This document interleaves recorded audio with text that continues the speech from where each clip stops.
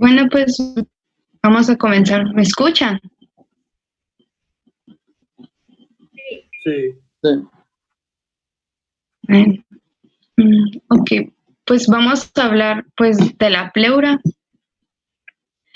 Primeramente, pues nos vamos a hablar de la fisiología, pero pues conviene recordar un poquito sobre la pleura.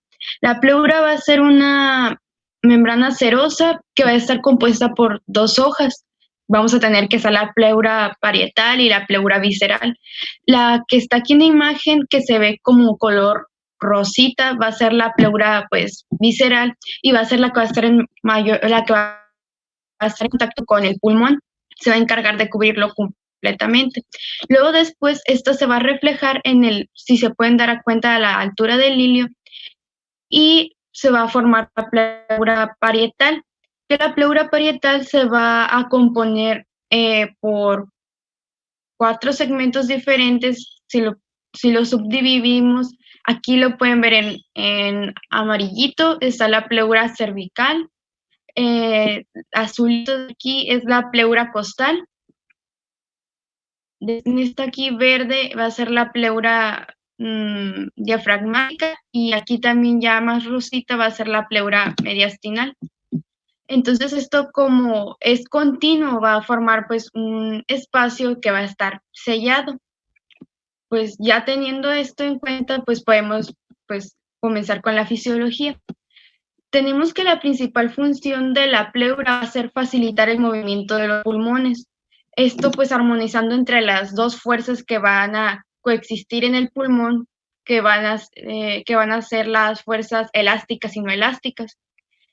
Esto va a ser con la finalidad de disminuir el gasto energético de los movimientos, tanto de la expansión como de la retracción del pulmón, que van a ocurrir durante la respiración.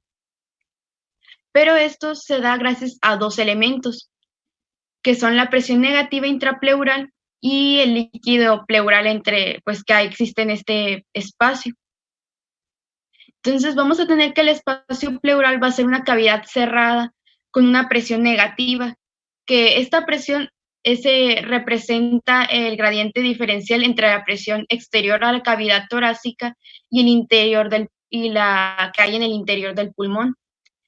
Y pues esta presión negativa va a ser la que nos va a mantener pues en cierto grado la expansión del pulmón, o sea, cuando estemos no en expiración total, aún así nos va a mantener pues distendido el pulmón.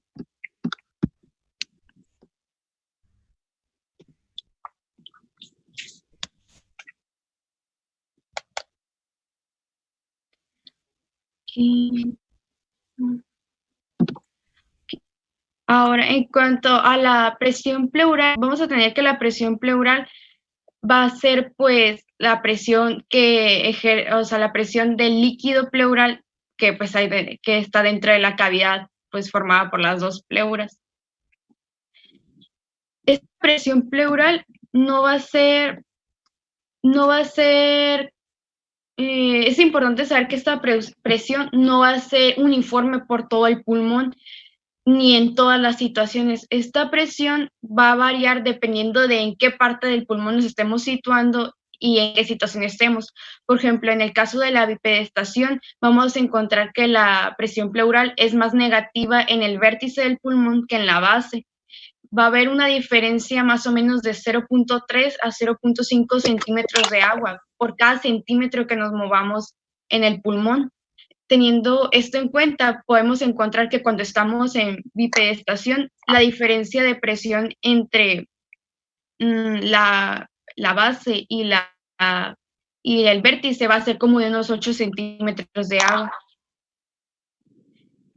Entonces, también, como les dije, va a cambiar la presión dependiendo de en qué situación estemos. Cuando estamos en inspiración, vamos a tener que puede llegar a ser la presión hasta de menos 8 centímetros. En cambio, en la expiración puede llegar hasta 5 centímetros. Bueno, va a ser de 5 centímetros, pero creo que se mencionaba que cuando el pulmón está en la capacidad total, puede llegar a ser hasta de menos 30.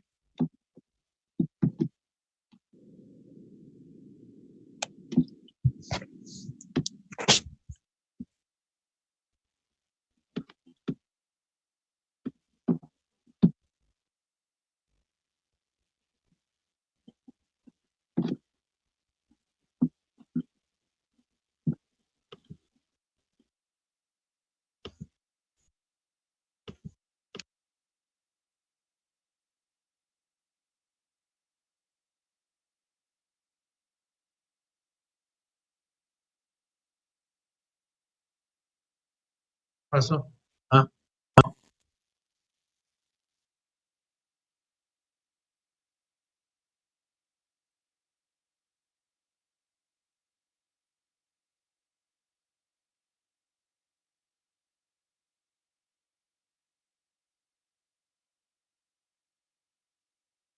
Bueno, voy a proseguir con el tema, la formación del líquido pleural. En condiciones fisiológicas existe una fina capa de líquido pleural entre ambas pleuras, que es un ultrafiltrado del plasma, resultado de la filtración y reabsorción pleural. El volumen aproximado en cada hemitórax es de, pues como aquí dice, de 0.13 más menos 0.06 milímetros sobre kilogramos de peso corporal. Mililitros, perdón, de peso corporal. Y la tasa de producción y reabsorción es de unos pocos mililitros al día. Las dos mucosas actúan como membranas semipermeables, de manera que la concentración en el líquido pleural de las moléculas varían dependiendo del tamaño.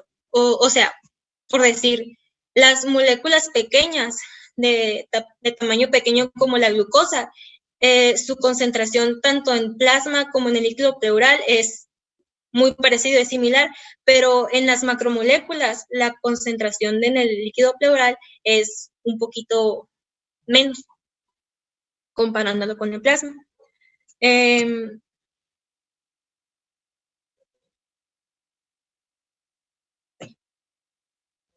Bueno, ha existido cierta controversia en cuanto a la formación y la reabsorción del líquido pleural, o sea, de dónde viene y por dónde se reabsorbe este líquido. Y actualmente se sabe que la vascularización de la pleura parietal y visceral proviene de la circulación sistémica y no como se cree, o bueno, se creía que la pleura parietal estuviera irrigada solamente por capilares sistémicos y la visceral por capilares pulmonares de menor presión. Es por eso que se crearon como que hay dos teorías acerca de dónde proviene la formación y la reabsorción de esta. Una de ellas es que una teoría es que el líquido pleural provenga de la pleura parietal y esta se dirija hacia la cavidad pleural y se reabsorba a nivel de la pleura visceral, pero esta no es una teoría que esté totalmente confirmada y pues no es muy creíble, ya que se sabe que la vascularización de estas pleuras es la misma. Y es por eso que la teoría más admitida hoy en día es que la pleura, el líquido pleural proviene de ambas pleuras. ¿Sí? Sí. El líquido pleural, perdón. El líquido pleural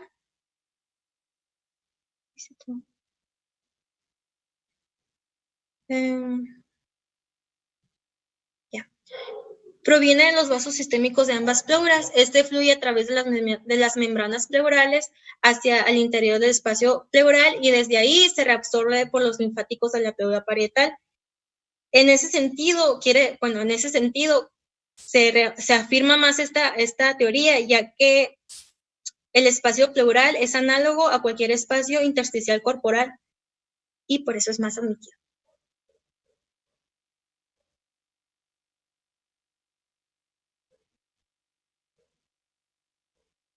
Bueno, vamos a hablar del líquido pleural. Pues como ya dijo, es un ultrafiltrado de la sangre y va a haber muy escasa cantidad, de 5 a 15 mililitros por cada hemitórax, y pues sirve para facilitar el desplazamiento de las dos hojas pleurales. En cuanto a la apariencia, se debe de describir el olor. Si huele como a podrido, va a ser indicativo de una infección bacteriana. Si huele a orina, pues va a ser indicativo de una patología obstructiva urinaria. También se va a inspeccionar el color del líquido pleural. Puede ser amarillo, blanco, lechoso, rojo. Puede ser amarillo claro, que va a ser lo normal, amarillo un poco más oscuro, o puede ser amarillo turbio. En esta imagen observamos 3 líquidos pleurales. El primero pues tiene una coloración roja, lo que va a indicar que pues hay presencia de eritrocitos. En este caso es debido a un carcinoma, es por un cáncer de mama que está haciendo metástasis en la pleura. Y la B, que es como un líquido pleural lechoso, podemos observar que es un quilotórax, que va a ser por la presencia de líquido linfático en la pleura. En este caso es debido a un carcinoma bronquial que está produciendo una obstrucción del conducto torácico y pues está haciendo que el líquido linfático se mantenga aquí.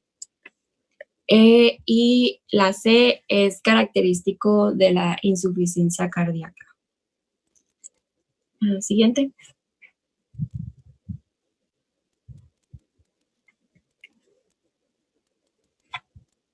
Okay.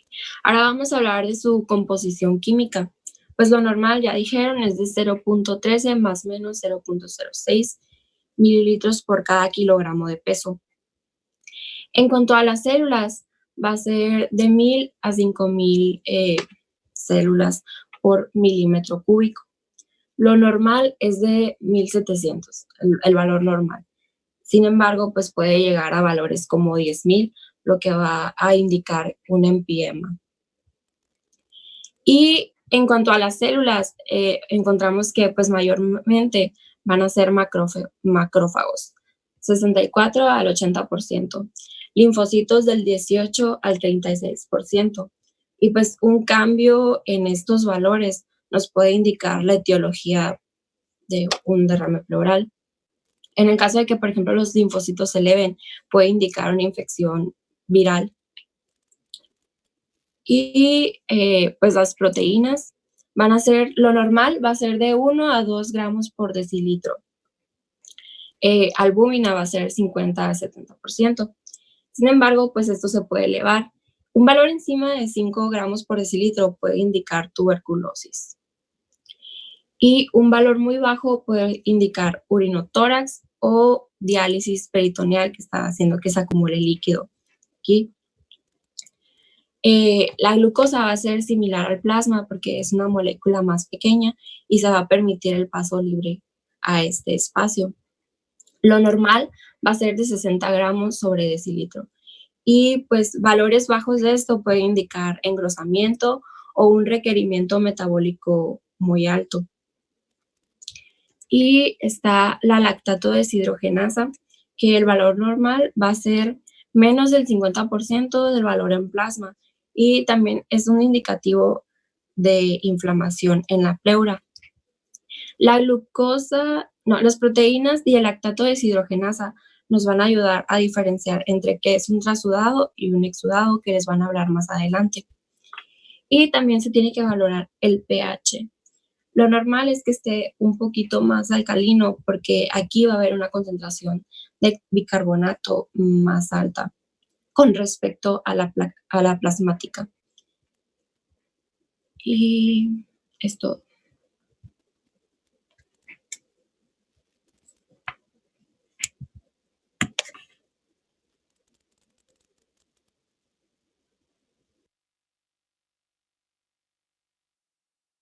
Bueno, ahora pasando a las definiciones de exudado y transudado, pues comenzando con lo que es el exudado, este va a ser pues la extravasación del líquido, proteínas y células sanguíneas del sistema vascular al tejido intersticial o la cavidad corporal en este caso. Como pueden ver en la imagen que está en la esquina superior derecha, ahí está un pequeño esquema de lo que es el exudado y también pues les recalca que pues tiene un alto contenido en proteínas, que es lo que lo va a diferenciar del transudado, y puede contener algunos leucocitos y eritrocitos. Este se va a dar pues por la extravasación, por la vasodilatación y la éstasis dentro del proceso inflamatorio, que va a incrementar los espacios interendoteliales dentro de lo que es la vasculatura, y esta pues va a ser la formación en la inflamación debido al aumento de la permeabilidad vascular, pues por lo que les comento, el incremento de los espacios interendoteliales. Su presencia pues va a implicar el aumento de la permeabilidad de los vasos sanguíneos pequeños, estimulado por alguna lesión tisular o una reacción inflamatoria en curso. Y pues para diferenciarlo de manera visual, como les comentaba Karina, los exudados pues van a presentar diferentes tonos de color con opacidad y aspecto turbio variable, y generalmente forman coágulos. ¿Le puedes dar a la siguiente, por favor? Y bueno, casi todos los exudados van a requerir una toracocentesis o un drenaje con tubo de tórax, pleurodesis o una pleurodectomía. Las causas más frecuentes de un exudado van desde las neoplasias hasta el embolismo pulmonar.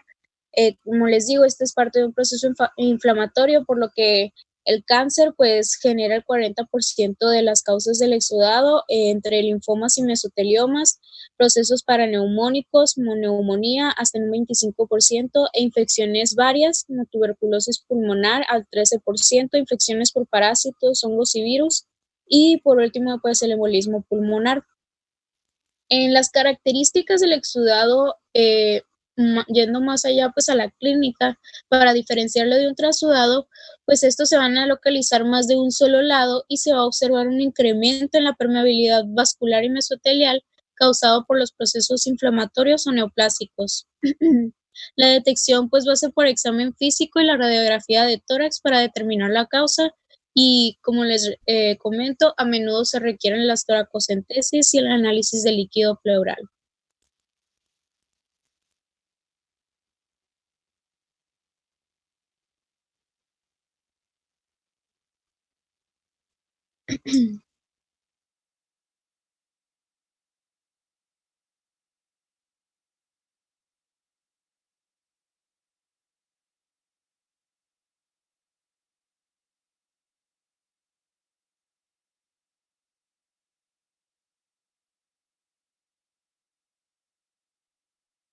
Sí. Sí.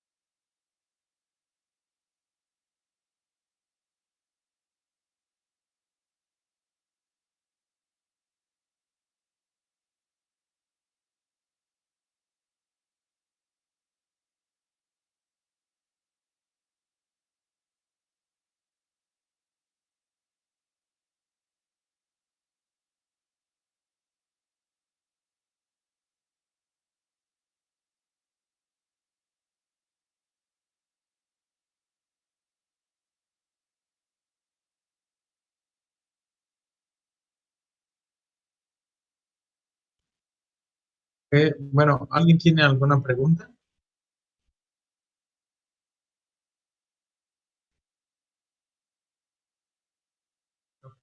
Bueno, siempre estuvo cortito, pero me parece que cumple con lo que necesita. Es una pregunta que hay que responder pronto, si el líquido es exudado o trasudado. Y dependiendo de eso, es lo que van a hacer a continuación. Entonces, pues, apréndanse los criterios de Light, que no son complejos y son muy prácticos, entonces les van a ayudar bastante. Bueno, pues, si no tienen ninguna pregunta, pues mañana continuamos.